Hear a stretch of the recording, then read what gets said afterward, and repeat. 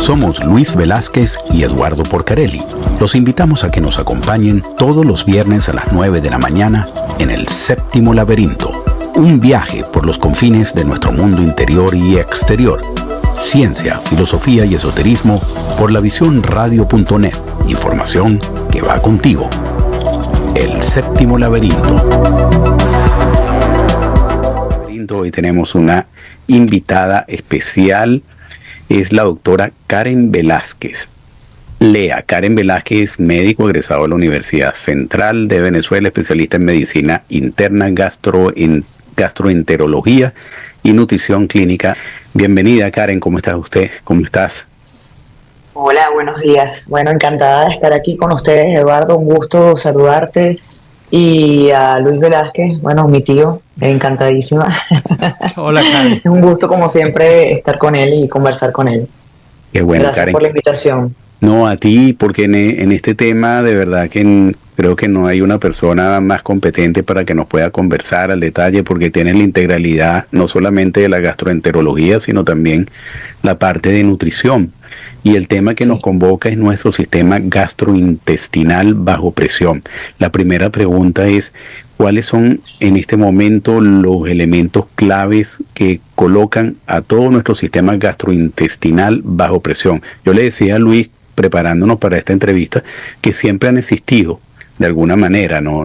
Quizás no hay mayores novedades en esos elementos que presionan el sistema gastrointestinal, pero quizás sí hay modalidades de este mundo moderno, del tipo de alimentación que tomamos en el día de hoy, de ese estrés de la vida que llevamos. ¿Nos puedes conversar sobre esos elementos y puntos que colocan nuestro sistema bajo presión?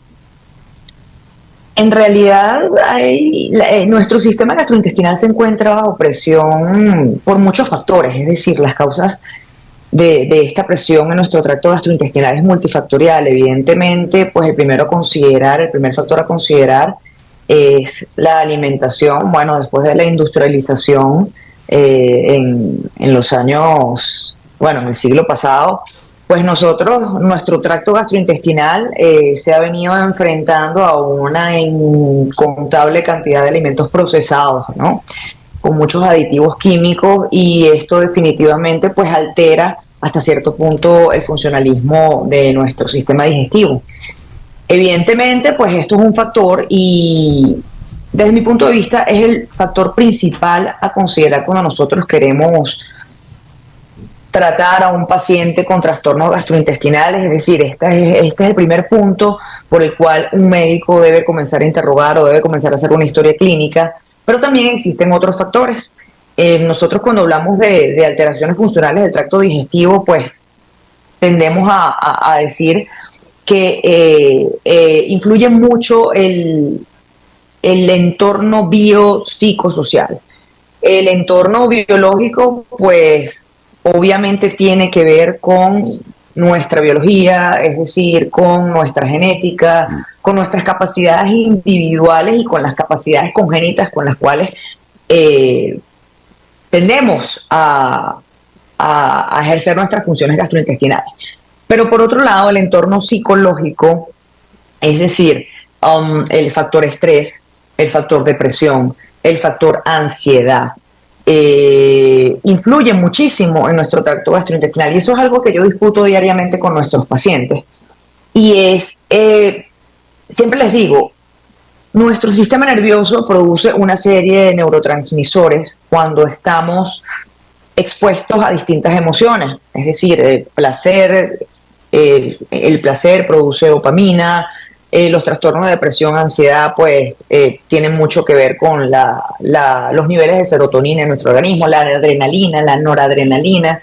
En las situaciones de estrés, pues son neurotransmisores que nosotros producimos de forma natural en distintas emociones. Entonces, resulta que nosotros en nuestro tracto gastrointestinal tenemos receptores para esos neurotransmisores. Y es muy interesante porque de esta forma nosotros podemos tener reacciones motoras de nuestro tracto digestivo, bien sea hacia enlentecimiento o hacia aceleración de nuestro tracto digestivo o de nuestra motilidad gastrointestinal, cuando nosotros nos enfrentamos a estas emociones. De hecho, bueno, yo no sé si a ustedes les ha ocurrido que han escuchado familiares, amigos que dicen, bueno, mira, a mí el estrés me da gastritis, o cuando estoy estresado o cuando llega una emoción fuerte, pues tengo que ir al baño rápidamente porque, bueno, porque tengo urgencias sanitarias, ¿no? Y evidentemente, pues el entorno social, ya estamos hablando biopsicosocial, el entorno social influye mucho. ¿Por qué? Porque nosotros no somos islas, los seres humanos somos entes gregarios, nosotros andamos en grupo, nosotros andamos en comunidad. Entonces, bueno, tomamos unos tragos, por situaciones económicas, pues comemos mejores alimentos o peores alimentos. Hay alimentos más económicos, hay alimentos más costosos, y de esta forma pues el entorno social influye. Entonces nuestro sistema gastrointestinal se enfrenta a muchas causas de presión, por decirlo de esta forma. Y bueno, eso es lo que estamos aquí para tratar, para orientar a las personas, ¿no? Porque también hay muchas personas que acuden a mi consulta diciendo, bueno, yo creo que tengo gastritis por estrés, o creo que tengo alteraciones en el tracto gastrointestinal porque me siento mal por estrés. Y es importante que nosotros sepamos que sí, todos estos factores influyen, pero también tenemos que tener en cuenta que hay enfermedades subyacentes que presentamos en nuestro tracto gastrointestinal cuyos síntomas pueden ser exacerbados o atenuados de acuerdo a nuestro entorno. Entonces, de eso quiero que hablemos en un ratico, de los síntomas, que es muy importante. Sí. Karen, Sí. me da un enorme placer y un honor tenerte en nuestro programa, tenerte aquí en La Visión Radio. Es tu casa, en todo caso. Muchísimas gracias. Karen, yo realmente el ciudadano de hoy está muy confundido porque han salido especies de filósofos de la alimentación, del problema gastrointestinal, y diariamente encontramos en las redes sociales personas que te dan indicaciones que se contradicen con lo que no solamente lo históricamente se ha dicho sobre algunos alimentos que nos caen mal, sino que además se contradicen con lo que uno ha venido haciendo. Y yo recuerdo haberte comentado que realmente la alimentación que recibimos originalmente en la casa cuando éramos niños era la correcta. Y fíjate tú que ayer leí un informe que publicó El País de Madrid que contradice lo que ha dicho varios médicos, además nutricionistas acá en Estados Unidos, respecto a un alimento que hemos comido todos los venezolanos, que es el chicharrón. Para una cantidad enorme de médicos acá, el chicharrón es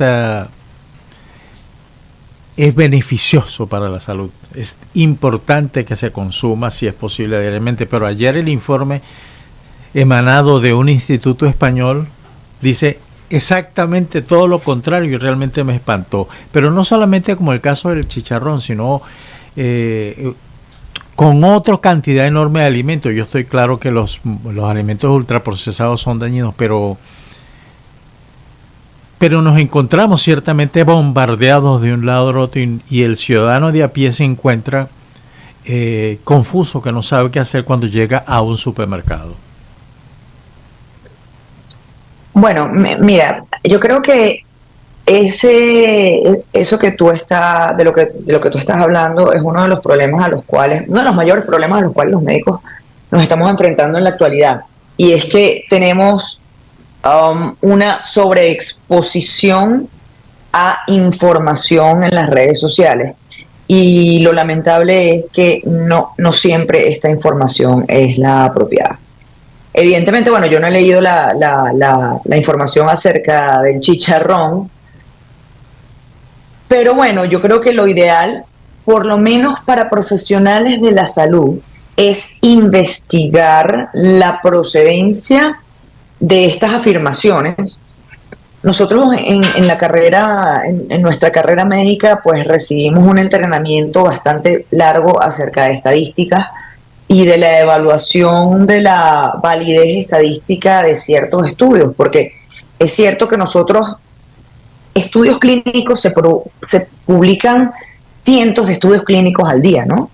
Y está en nuestras manos como profesionales de la salud evaluar la relevancia estadística, por supuesto, con todo lo que hemos aprendido y saber, de acuerdo a población utilizada, menos métodos estadísticos aplicados,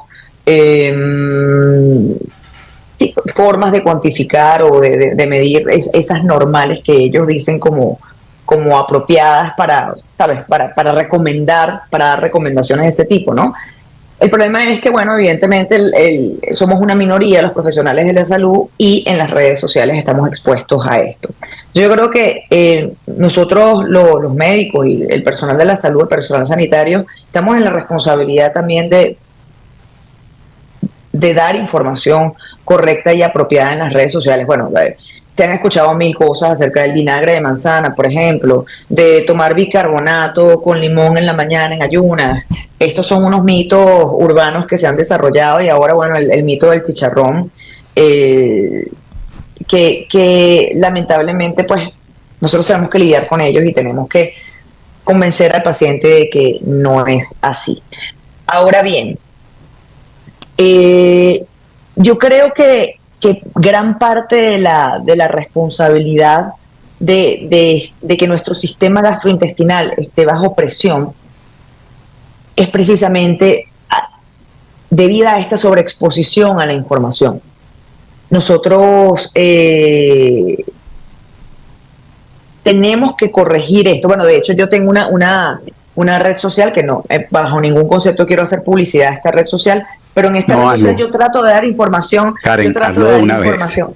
Okay. Trato de dar información a los pacientes y desmentir ciertos mitos y ciertas leyendas urbanas que surgen alrededor de lo que debemos o no debemos comer. Y con respecto al tema del sistema gastrointestinal bajo presión, yo creo que es una buena ocasión para que nosotros hablemos del intestino irritable, el famoso síndrome de colon irritable, como lo llaman en la población general. Y bueno, Karen, yo por supuesto quiero que hablemos de eso, pero yo te tengo una pregunta, por supuesto, también relacionada con la sintomatología. Uno escucha todo tipo de casos, ¿no? Personas que no sabían que tenían un problema y de la noche a la mañana, cuando se van a hacer una evaluación, aparece un problema gastrointestinal serio, inclusive cosas más graves, personas que lamentablemente presentan una dolencia, van al médico y lamentablemente tienen un cáncer o una enfermedad grave. Una pregunta, ¿siempre vamos a tener algún tipo de síntoma al que tenemos que ponerle cuidado para evitar problemas mayores, o las sorpresas se pueden presentar? Y por supuesto quiero que de ahí inmediatamente incorpores el tema del colon irritable también y las consecuencias que puede generar no atender un problema de colon irritable, convivir con él sin buscar ayuda médica, medicamentos, etcétera. Ok, bueno, esa es una de las grandes dificultades que enfrentamos los gastroenterólogos, y es que lamentablemente la sintomatología gastrointestinal siempre es electiva. ¿A qué me refiero con eso? Un paciente tiene un síntoma, por ejemplo, tiene borborismos. Borborismos es ese aumento de movimientos intestinales que a veces muchos de nosotros sentimos.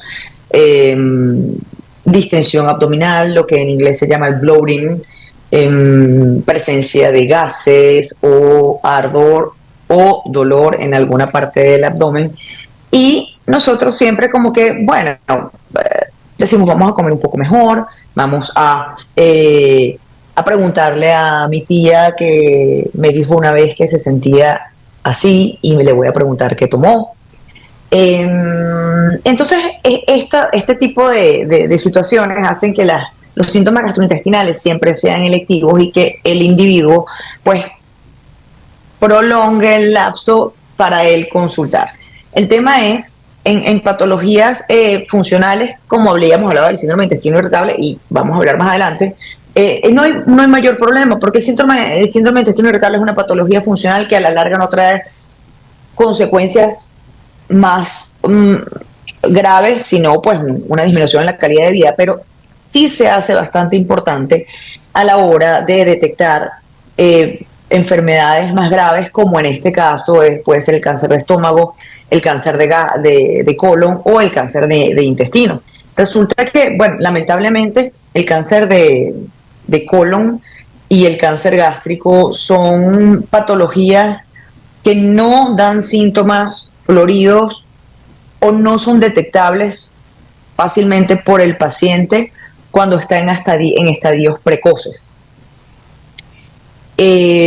Casi siempre el cáncer avanzado de colon o el cáncer de estómago se hace detectable cuando ya ha alcanzado un tamaño lo suficientemente grande como para causar síntomas obstructivos.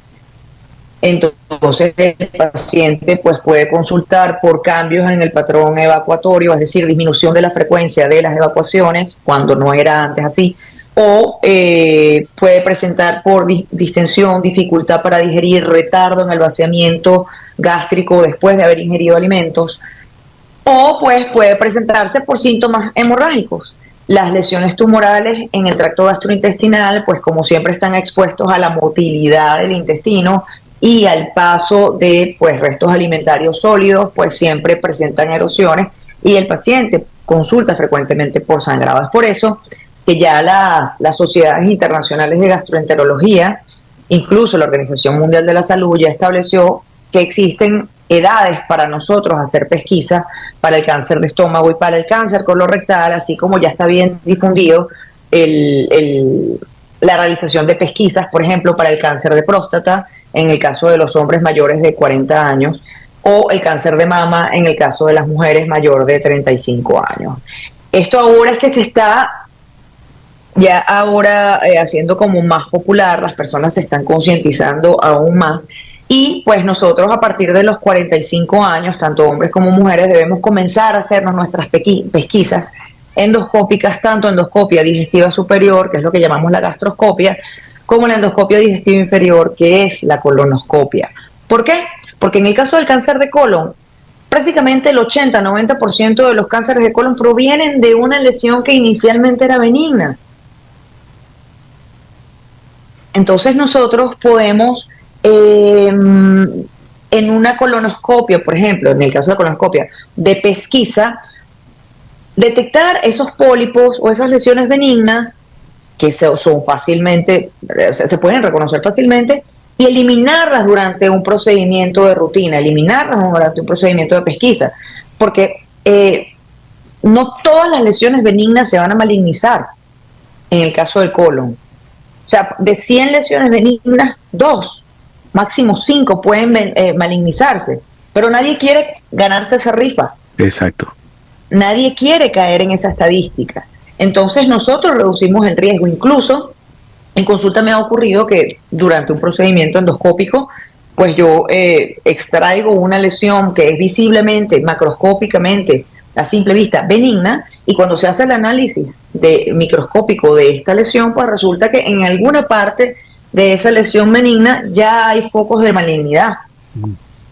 Entonces ya está comenzando a hacer transformaciones. Entonces en algún momento estas pesquisas, tanto para hombres como para mujeres, comenzaban a los 50 años. Pero en vista de que hemos venido detectando lesiones malignas en pacientes cada vez más jóvenes, pues esta edad ya se redujo a 45 años. En pacientes que no tengan familiares directos con antecedentes de cáncer gástrico, cáncer de colon. En pacientes que tengan familiares directos, por ejemplo, padre, madre o hermanos con cáncer de colon, pues debe comenzar la pesquisa al menos unos 10 años antes de lo que a ese familiar les fue diagnosticada la lesión. Disculpa, Karen, un minuto, que ahí quiero agarrarte en esa el mismo comentario. ¿Cuándo se considera que el familiar tiene el antecedente importante para uno? Si, por ejemplo, ya es una persona muy mayor, o a qué edad. Si, por ejemplo, es un familiar que antes de una edad tuvo cáncer, es un antecedente importante para tomar en consideración lo que tú dices, o ya después de cierta edad ya se considera normal. disculpa que te interrumpa, no hay después de cierta edad, ningún cáncer es normal.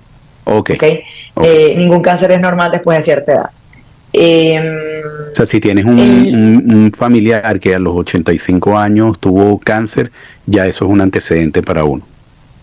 Sí, claro, definitivamente. Okay. O sea, si por ejemplo una persona X tiene su papá por ejemplo, esta persona X tiene 50 años y su papá a los 90 años le dijeron que tenía un tumor de colon, un tumor maligno de colon, bueno, tú tienes esa carga genética. Okay. O sea, tienes esa posibilidad genética y esa persona X, teniendo 50 años, ya debió hace 5 años haber comenzado a hacerse pesquisa. Okay.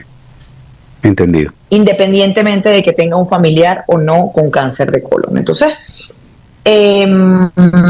a lo que voy es que la pesquisa es sumamente importante. Lo que pasa es que, bueno, los procedimientos endoscópicos para la mayoría de las personas son procedimientos incómodos, procedimientos tabú, porque evidentemente en el caso de la colonoscopia, pues el approach o la vía por la cual nosotros tenemos acceso al colon es invasiva, pues, y es vía ano recto, y tenemos por supuesto que hacer eso. Entonces, bueno, todavía existe un poco de tabú, aunque sí, definitivamente ahora la gente está un poco más abierta a hacerse estos estudios, ya que, bueno, se ha difundido. Muchas personas me consultan y me preguntan, doctora, pero ahora hay muchísimo cáncer de colon, aumentó muchísimo la incidencia de cáncer de colon, y no es así. Probablemente la incidencia de cáncer de colon es la misma que hace 50 años, el problema es que ahora aumentó la cantidad de diagnósticos. Entendido. Aumentó la cantidad de diagnósticos porque la gente se hace más estudios y hay muchísimas más posibilidades. Es más, el número de personas que se consideran como curados y sobrevivientes de un cáncer de colon es muchísimo mayor porque se detectan en etapas muy precoces. Y muchas veces la cirugía es curativa y no necesitan ni siquiera tratamiento coadyuvante con quimioterapia o radioterapia. Interesante. Okay. Karen, ahí radica la importancia. Sí, hay un tema que me quedó muy en la piel, pues, después de haber hablado con Víctor acerca de la microbiota, y es el tema de las bacterias que tenemos en todo el sistema gastrointestinal. ¿Cuál es el impacto que tiene el hecho de que todas esas bacterias pierdan el control de reproducción? ¿A dónde va a parar todo eso? ¿Cuáles son las consecuencias de eso y cómo evitar que esas bacterias gastrointestinales, que en principio son ayudan al mejor funcionamiento del cuerpo, pero en el descontrol producen infinitas enfermedades, que algunas de ellas incurables? Bueno, nosotros somos seres, al igual que otros animales, que nosotros no somos seres únicos. Nosotros en nuestra superficie y en nuestro interior pues tenemos gérmenes saprófitos. Saprófitos son personas, gérmenes o microorganismos que viven en nosotros y que pues se benefician de nuestra existencia también para vivir, ¿no? Y ese es el caso de las bacterias. Nosotros tenemos muchas bacterias en piel que contribuyen también a nuestra barrera protectora, y así como tenemos bacterias en piel, tenemos bacterias en el tracto gastrointestinal.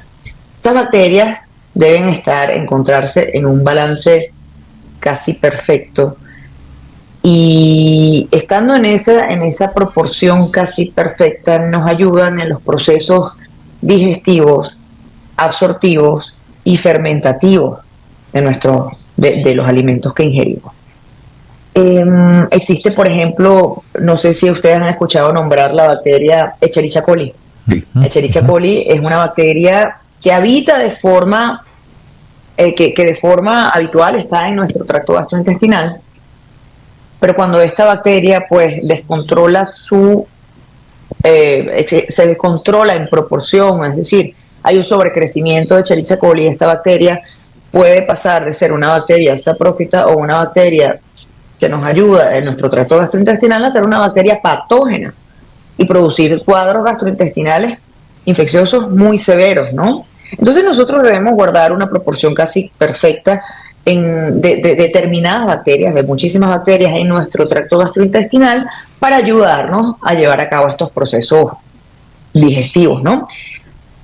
En casos distintos al Helicobacter pylori existen otras bacterias que cuando tienen un sobrecrecimiento no producen cuadros diarreicos o cuadros gastrointestinales tan floridos como el caso del Helicobacter pylori. Pero sí, por ejemplo, al aumentar en proporción, aumentan la actividad fermentativa de nuestro tracto gastrointestinal. Y todos sabemos que de la fermentación el producto es aire.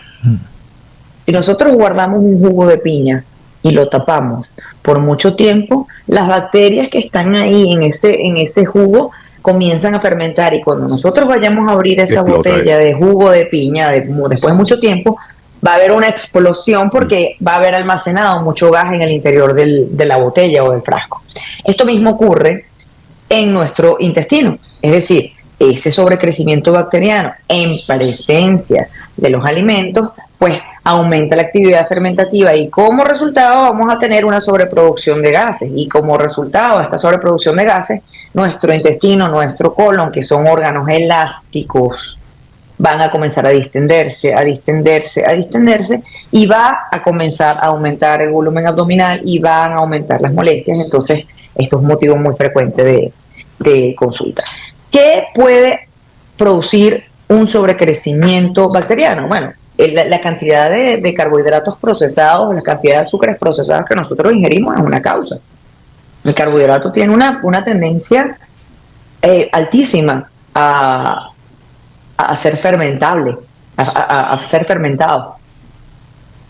La cantidad de químicos que ingerimos también producen un sobrecrecimiento bacteriano. Incluso pueden producir mutaciones en estas bacterias que habitan de forma cotidiana en nuestro intestino y producir alteraciones, por supuesto, en nuestra motilidad, en nuestra calidad de vida, porque evidentemente para nadie es cómodo andar con un abdomen distendido, ¿ok? Consecuencias mortales, no, pero la calidad de vida disminuye muchísimo, y va a disminuir la absorción de ciertos nutrientes cuando esta flora bacteriana disminuye o cuando esta flora bacteriana, esta flora bacteriana aumenta. Es decir, los síntomas pueden aparecer, es decir, las complicaciones gastrointestinales pueden aparecer con sobrecrecimiento o con disminución de esta flora bacteriana. Por eso que ahora se está recomendando la ingesta de suplementos probióticos de por vida. Incluso la ingesta de alimentos prebióticos. Alimentos prebióticos son aquellos alimentos que favorecen el crecimiento de estas bacterias buenas. Y casi siempre los prebióticos, pues evidentemente son alimentos orgánicos, vegetales, tubérculos, todo esto. Así es. No sé qué yo estaba anotando, Luis, las preguntas que hiciste cuando desarrollaste los puntos a tratar cuando desarrollaste la pregunta, pero no sé si en algún momento dejé de responder alguna duda sobre este tema. Sí. Estamos conversando sobre todos aquellos elementos que colocan bajo presión nuestro sistema gastrointestinal, pero creo que llegó ya el momento, la oportunidad de hablar del colon irritable. ¿Qué es un colon irritable? ¿Qué síntomas tiene el colon irritable? ¿Qué lo genera? ¿Con qué alimentos podemos ayudarnos? ¿Qué debe hacer una persona cuando acude a un médico con esta sintomatología? Y después quiero preguntarte sobre la parte de dietética, que creo que en prevención es muy importante. Mira, Eduardo, sabes que cuando estábamos discutiendo acerca de un tema de interés global que podríamos conversar aquí en el programa, pues yo le comenté a Luis, disculpa, no puedo llamarte tío en una entrevista, pero perdón, y me siento muy rara, pero bueno, yo estaba comentándole que un tema muy interesante es acerca del síndrome de intestino irritable. Y es porque primero tiene una incidencia muy alta, es decir, la población, una gran parte de la población sufre de alteraciones gastrointestinales, y estas alteraciones gastrointestinales tienen mucho que ver con esto, presión. contexto psicobiosocial. Entonces, el síndrome de intestino irritable, para el resto de la población, incluso para médicos no gastroenterólogos, pudiera ser descrito como todos aquellos síntomas gastrointestinales a los que nosotros no podemos darle una causa. Entonces, bueno, todo es intestino irritable. Y no es así. El síndrome de intestino irritable es un trastorno que se caracteriza por alteraciones en el funcionamiento gastrointestinal, es decir, un conjunto de signos y síntomas que están directamente relacionados con cambios en el patrón evacuatorio, es decir, hacia el estreñimiento o hacia la diarrea. La diarrea es un término médico y por eso lo estoy mencionando acá, es un término médico, es decir, alteración hacia el estreñimiento, hacia la diarrea o presencia de dolor en relación a estos cambios en la consistencia de las evacuaciones y cambios en el patrón evacuatorio. Entonces, es muy frecuente tener pacientes en la consulta, y para ustedes debe ser muy frecuente también conversar con amigos o familiares que dicen, bueno, pero es que yo me siento mal, tengo dolor abdominal, entonces, bueno, no sé qué comí y me cayó mal, mira, comí sano, pero yo iba al baño regularmente todos los días y ahora tengo 5 días que no voy al baño, no sé qué está pasando, no sé qué está ocurriendo. Entonces, el término llamado intestino o colon irritable tiene unos criterios bien específicos en cuanto a su evolución en el tiempo, es decir, el paciente tiene que tener sintomatología crónica, es decir, una sintomatología que se presente desde hace más de 6 meses y debe estar estas alteraciones, esta aparición del dolor o de las molestias o del disconfort abdominal debe presentarse casi siempre en conjunto con alteraciones en el patrón evacuatorio, bien sea en la consistencia de las evacuaciones o en la frecuencia de las evacuaciones. Porque desde mi punto de vista es importante este síndrome de intestino irritable? Primero, porque todas las personas deben estar claras en que antes de nosotros determinar que un paciente o que un individuo tiene un síndrome de intestino irritable, nosotros debemos descartar patologías estructurales.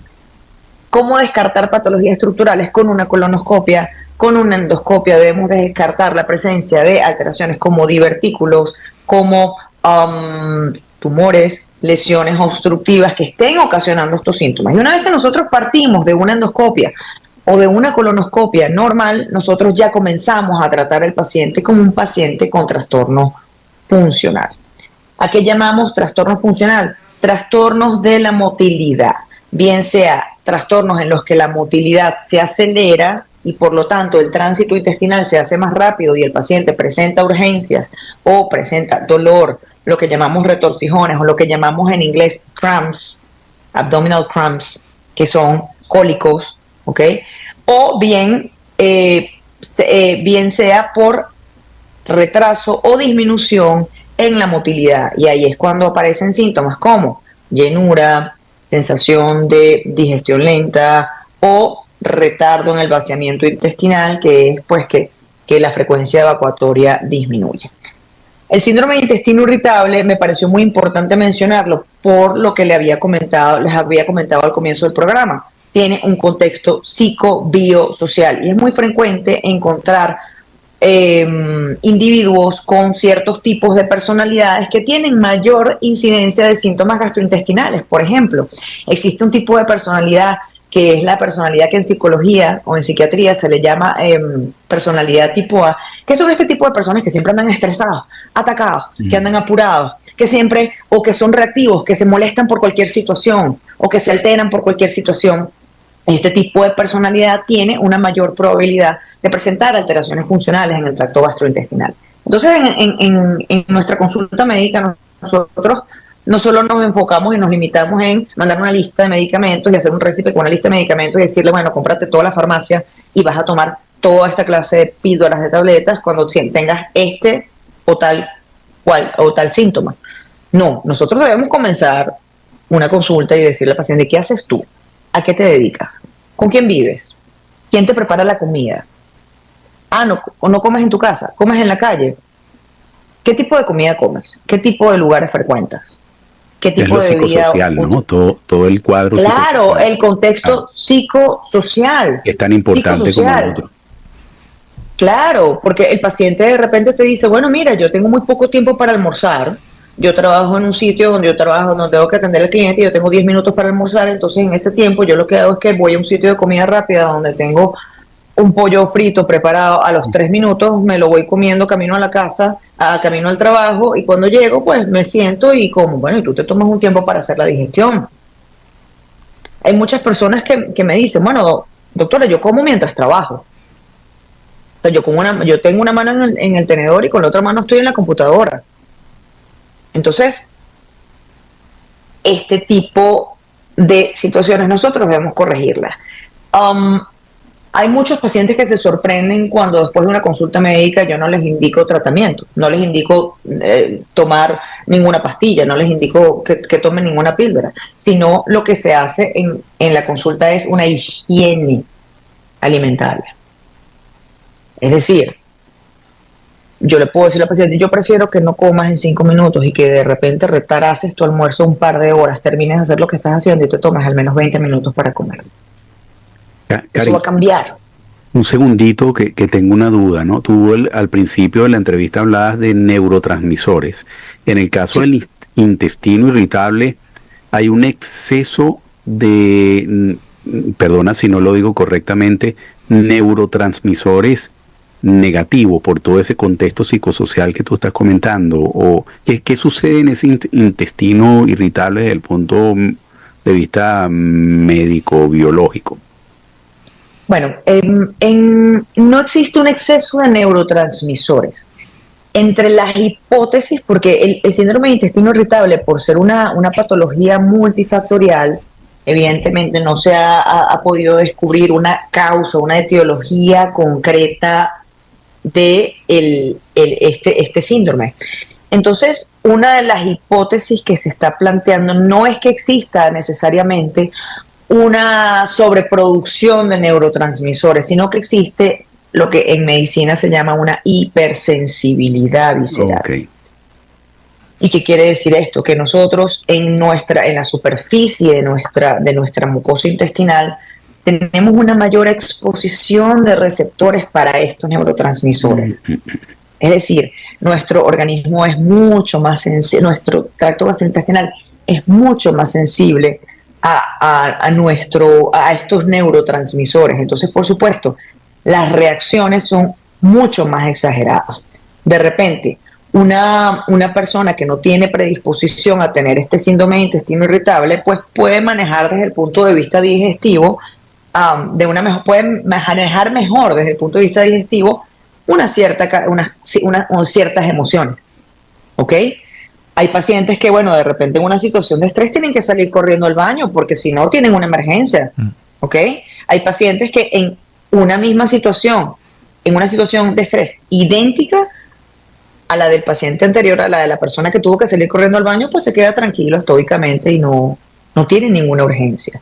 Entonces, existe un factor genético que nos predispone a tener mayor cantidad de receptores, a tener mayor sensibilidad a estos receptores, a estos neurotransmisores, pero también existe una condición biológica y social que también nos acelera la aparición de estos síntomas. Entonces, la hipótesis de la hipersensibilidad visceral ha sido bastante aceptada, incluso pues ha sido la base para la cual se han desarrollado varios tratamientos.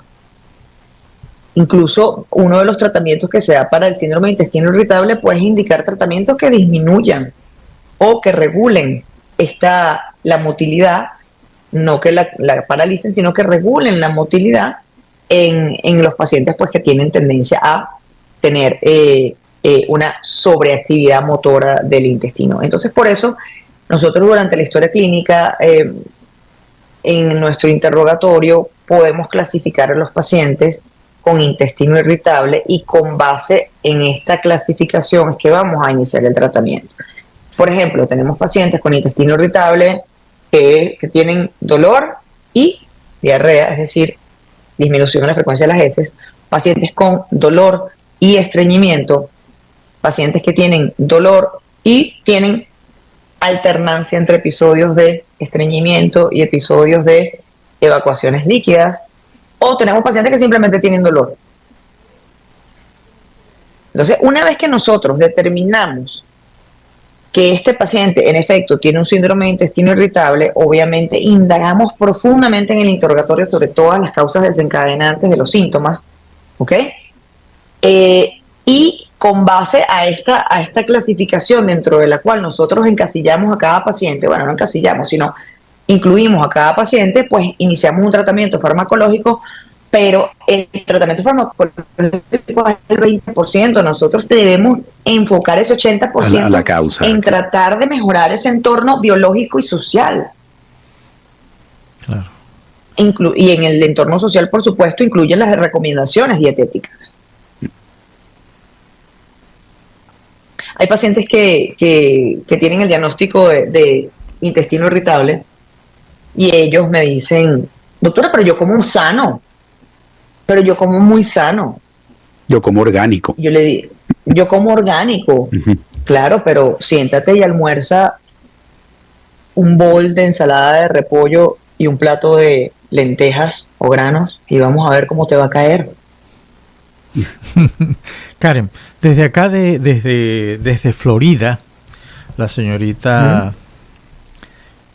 Nati Velázquez te pregunta acerca del ayuno intermitente. ¿Qué piensas tú de eso? El ayuno intermitente está bastante de moda y se ha establecido como un método dietético que en algunas personas funcionan. Evidentemente, yo no soy una detractora del síndrome del ayuno intermitente en lo absoluto, pero sí creo que el ayuno intermitente debe, en las personas, o sea, las personas que lo hacen, debe ser supervisado y debe ser monitorizado por un profesional. ¿Por qué? Porque la forma en la que pues frecuentemente se está estableciendo el ayuno intermitente es, yo dejo de comer 18 horas y el resto de las horas que quedan, como lo que me da la gana. Como pizza, como hamburguesa, como... Entonces, si nosotros estamos estableciendo el ayuno intermitente como un método para reducir peso, para disminuir peso, pues nosotros también tenemos que tener en cuenta que al final no importa que tú hagas una sola comida al día, lo que importa es el número de calorías que tú consumes en esa única comida. ¿Ok? Porque si tú dejas de comer 18 horas, pero en esa única comida que comes al día te comes 2.500 calorías, no vas a perder peso. Entonces, yo creo que el ayuno intermitente puede funcionar para perder peso siempre y cuando tú garantices que en el resto de las comidas tú cumplas con tu requerimiento de macronutrientes. ¿Qué es macronutrientes? Carbohidratos, proteínas y grasas, que garanticen un funcionamiento apropiado de toda tu economía, es decir, de todo tu organismo. Entonces, si tú, por ejemplo, tienes un ayuno intermitente, haces un ayuno intermitente de 15 horas, pero en las horas que comes una cantidad de proteína que está muy por debajo de tu requerimiento por edad, por sexo y por peso, pues definitivamente tú vas a ser una persona desnutrida. Karen, esto me lleva a una pregunta sobre todo a la parte nutricionista, ¿no? En el tema de dieta uno escucha de todo, ¿no? Que si el desayuno intermitente, que si la dieta que comes 10 porciones al día, estás comiendo todo el día, la que no comes, si como o no como. Yo quiero escuchar de parte de la doctora Karen Velázquez cómo ella pone en práctica el cuidado de tu sistema gastrointestinal y las licencias que nos podemos permitir de vez en cuando. A lo mejor tú eres muy cuidadosa en tus cuidados, pero a lo mejor tú reconoces que hay ciertas licencias que nos podemos dar. Pero quiero escuchar tu caso como doctora, qué haces tú en tu vida, cuántas comidas te comes al día, si dejas de cenar, no dejas de cenar, si comes 2 veces, si comes 3 veces, qué comes, carbohidratos, cuándo los comes, cómo te cuidas. Vamos a escuchar esa parte. Bueno, yo siempre yo consumo alimentos siempre asesorada pues por un profesional de la nutrición, y ahora que pues yo tengo el conocimiento de la nutrición clínica, pues yo sin ser, pues yo tengo mi nutricionista, pero sí, pues tengo cierta libertad en escoger. Yo evito al máximo los alimentos procesados. Ok. Es decir, por ejemplo, en mi caso yo no compro pan en mi casa, no compro pan. No compro pan y bueno, sí, como harina de maíz, pero eso es únicamente en la mañana y eso es como que lo que yo me permito, ¿no? Comer una arepita de harina de maíz, pero como plátano, como tubérculos, como poco arroz blanco, como mucho arroz integral. O sea, trato de que la mayoría de los carbohidratos que consuma sean orgánicos, es decir, sean naturales, no sean en lo absoluto procesados y sean integrales, ¿no? Yo hago por lo menos 4 o 5 comidas diarias. No es que te estoy averiguando tu vida, pero ¿a qué hora? No, pero yo le digo a los ¿A qué hora las haces? Bueno, yo desayuno, por ejemplo, muy temprano en la mañana yo entreno a las 6 de la mañana y apenas termino, como quiero evitar usar estas merengadas de proteínas que son muy buenas para simplificar las cosas, de hacer todo más rápido, pero bueno, yo desarrollé como una especie de alergia a este tipo de merengadas de proteína. Entonces lo que hago es que inmediatamente termino de entrenar, me como 3 o 4 huevos revueltos. Ok, Esa con es mi yema y todo. merengada de proteína. Sí, claro, sí, Okay. sí. Y ya voy a conversar acerca de eso. Que es como una especie de... que tiene más o menos la misma cantidad de proteínas que la merengada, pero yo me como los huevitos revueltos. Y después, bueno, voy a trabajar y como 2 horas después del trabajo entre pacientes, pues desayuno. Desayuno apropiadamente con mi carbohidrato, un poco más de proteína y como algo de fruta.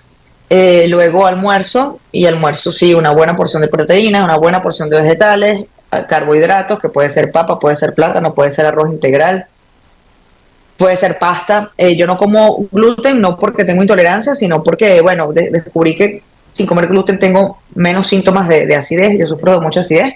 Entonces, bueno, como esto al almuerzo, luego como a las 4 de la tarde como una proteína, me puedo comer un yogur, y en la noche pues como una ensalada con pollo o con huevo. El huevo ya sí, ya se ha desmentido un poco esta creencia De colesterol altísimo. De colesterol altísimo, que la yema. El huevo es la proteína perfecta, y es lo que yo le digo a los pacientes. Del huevo nace una vida. Evidentemente, pues sí tiene una cantidad de colesterol, así como tiene proteínas, pues es una proteína muy compleja y tiene una porción de grasa saludable. Entonces hay personas que me dicen, no, doctora, yo como el huevo sin yema. Ah, pero si el fin de semana te comes tu medio pollo frito. Entonces, no, yo como el huevo sin yema porque la yema me sube el colesterol, pero entonces sí te tomas una botella de alcohol el fin de semana, si comes pollo frito, si te encanta la comida china y el arroz frito con camarones. Entonces, yo les digo, bueno, vamos a sincerarnos, ¿no? Vamos a sincerarnos. Entonces, ¿qué tal si tú comes tu huevo con yema y pues restringes de ahí, quitas las otras grasas? Particularmente yo, y ya que me estabas preguntando, Eduardo, yo no como, por ejemplo, aceite, trato de que las grasas que coma no sean saturadas.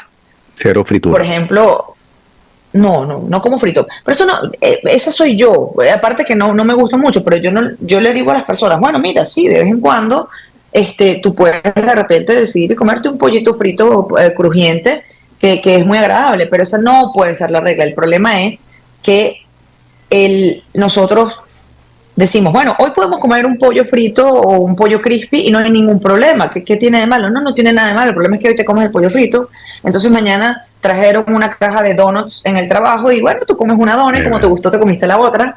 Al día siguiente, entonces, bueno, tuviste una reunión familiar, hicieron una parrillada, hicieron un barbecue y entonces, bueno, sí, comiste tu carne, tu grasa con tu salsa y entonces, bueno, llegó el fin de semana. Vámonos para la playa, vamos a tomar alcohol y vamos a compartir con familia y entonces hacemos unos sándwiches con salsa. Entonces, es que estos pequeños escapes se repiten con mucha frecuencia. Y que nosotros, y eso lo veo mucho en la consulta, tenemos la tendencia, por ejemplo, voy a poner un ejemplo, paciente dice, no, yo como sumamente sano, yo desayuno un pan tostado con queso blanco y un té sin azúcar, almuerzo un pollo hervido con arroz blanco y en la cena me como una ensalada cruda sin aceite ni nada. Ajá, y en el trabajo Bueno, en el trabajo hay una señora que prepara unas tortas bien chéveres, entonces nosotros, unas tortas bien ricas, entonces ella nos las lleva y nosotros nos las comemos. Y bueno, ayer cumplió años una persona, entonces hicimos una comida y trajimos unas pizzas, pero eso no cuenta.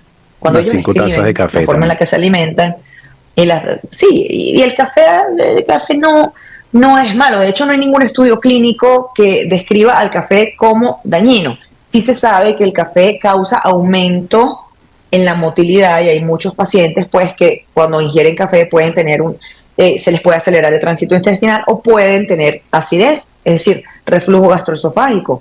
Pero el café no ha sido relacionado directamente con la presencia de gastritis. Obviamente todo en exceso es malo. Una copa de vino al día no es mala, una botella de vino al día sí.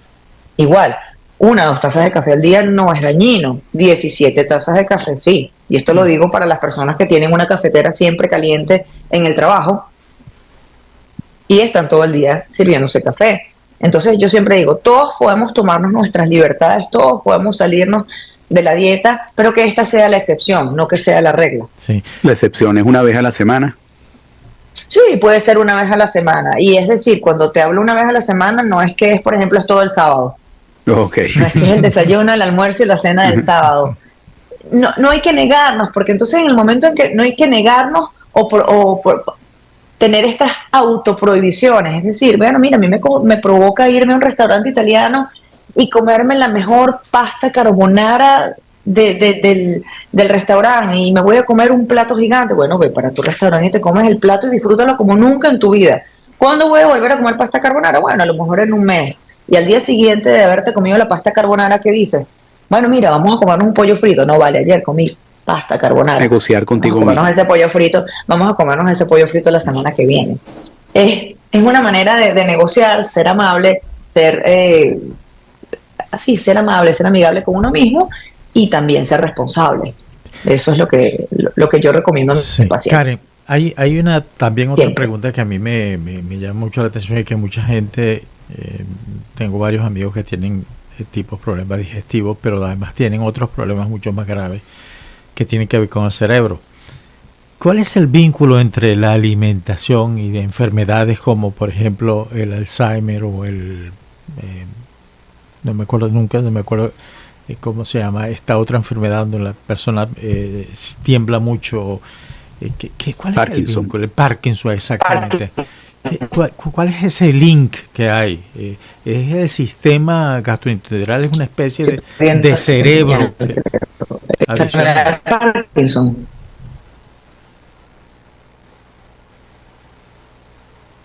Karen, ¿escuchaste? ¿Aló? ¿Aló? ¿Aló? Sí, estabas comentando acerca de... ¿Aló? ¿Me escuchan? Sí, sí, perfecto. ¿Ahora me escuchan? Sí, A ver. te escucho Ok. perfectamente. Sí, creo haber entendido que me estabas preguntando la relación acerca de este tipo de enfermedades neurológicas como el Parkinson y el Alzheimer con la alimentación. La alimentación, exactamente. Sí. Bueno, tú sabes que el Parkinson no, la enfermedad de Alzheimer es todavía un reto para los neurólogos y para los investigadores, ya que hasta ahora no se ha podido encontrar una causa aparente. Se han tratado de tener hipótesis acerca de, bueno, un componente genético, degeneración de las células cerebrales progresivas de causas desconocidas. Ya se ha determinado que en pacientes que tienen, pues, que cesan bruscamente su actividad cerebral o su actividad de pensamiento. Por ejemplo, estas personas que se jubilan o que dejan de trabajar o que interrumpen su dinámica cerebral de golpe, pues tienen mayor riesgo o hay más incidencia de enfermedad de Alzheimer en este tipo de pacientes. Pero todavía no se ha encontrado una causa alimentaria al respecto. Por ejemplo, en el caso del autismo, que ahorita sí hay mucho diagnóstico en pediatría de autismo. En el caso del autismo, sí se ha evidenciado que modificaciones en la alimentación mejoran la actividad cognitiva y el desarrollo psicomotor de niños con autismo. Por ejemplo, ya se recomienda de rutina en pacientes autistas el excluir el gluten de la dieta o el excluir proteínas altas en metales pesados, como por ejemplo mercurio. Entonces son niños que no pueden comer o que no se les da atún, que no se les da salmón a estos niños, y con una dieta exenta de gluten pues se ha demostrado que al menos cualitativamente mejoran la actividad motora y psicosocial. El Alzheimer todavía no se le ha encontrado una relación entre alimentación y la incidencia de Alzheimer. ¿Okay? Evidentemente sí se sabe que el paciente, mientras mejor alimentado está, mientras mejor nutrido está, pues la progresión de esta enfermedad se hace cada vez más lenta, cosa que no ocurre con el Parkinson. El Parkinson es una enfermedad degenerativa que tiene un componente genético y que ya está bien determinada la causa. La causa de la enfermedad de Parkinson es pues un déficit de dopamina, es decir, hay un déficit en la producción de dopamina y el tratamiento farmacológico consiste en sustituir estos niveles de dopamina que produce nuestro organismo pues por una dopamina sintética o suplementos farmacológicos de dopamina, y con esto se logra pues detener un poco el avance de la enfermedad. Pero realmente cambios en la alimentación con este tipo de enfermedades que acabas de determinar, bueno, al menos en mi caso, porque bueno, yo soy internista y gastroenterólogo, no soy neurólogo y no me actualizo en el tema, pero al menos dentro de los limitados conocimientos que tengo yo en el tema de la neurología, pues creo que no hay una influencia. Pero sí definitivamente la alimentación va a influir indirectamente en el desarrollo o en la progresión de estas enfermedades, porque un paciente desnutrido no va a funcionar bien. Un paciente con una alta ingesta de alimentos procesados, por ejemplo, un paciente que ingiera altas cantidades de azúcares procesados es un paciente que tiene mayor predisposición a la diabetes, y un paciente diabético tiene mayor predisposición a una degeneración nerviosa.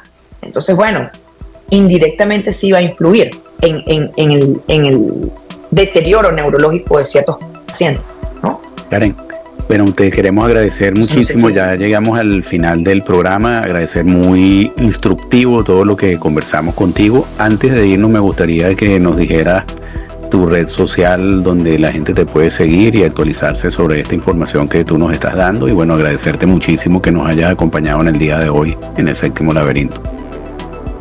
Eduardo, Luis, yo súper agradecida, tío. Súper agradecida por la invitación, y bueno, hay mucha tela que cortar sobre el tema gastrointestinal. Yo con muchísimo gusto pues puedo apoyarlos en eso. En mi red social, en Instagram es @gastrolea, gastro de gastroenterología, lea, L-E-A. Gastrolea es una red que pues yo la utilizo es para hablarle a mis pacientes y darle explicaciones coloquiales, explicaciones en un lenguaje muy sencillo de un montón de patologías acerca de las cuales pueden tener dudas, y que bueno, que realmente si nos metemos en internet nos vamos a asustar y vamos a leer un montón de cosas que no vamos a saber interpretar. Incluso ahí estoy dispuesta a escuchar sugerencias de los pacientes, y si quieren hablar de algún tema, pues yo con gusto les desarrollo el tema en videos o lo puedo desarrollar. Muchas gracias, Karen, un placer y bueno, agradecido, saludos y los esperamos la próxima semana. Muchas gracias. Un fuerte abrazo. Gracias, Karen. Gracias. Gracias a ustedes. Un gusto. Chao, cuídense. Chao.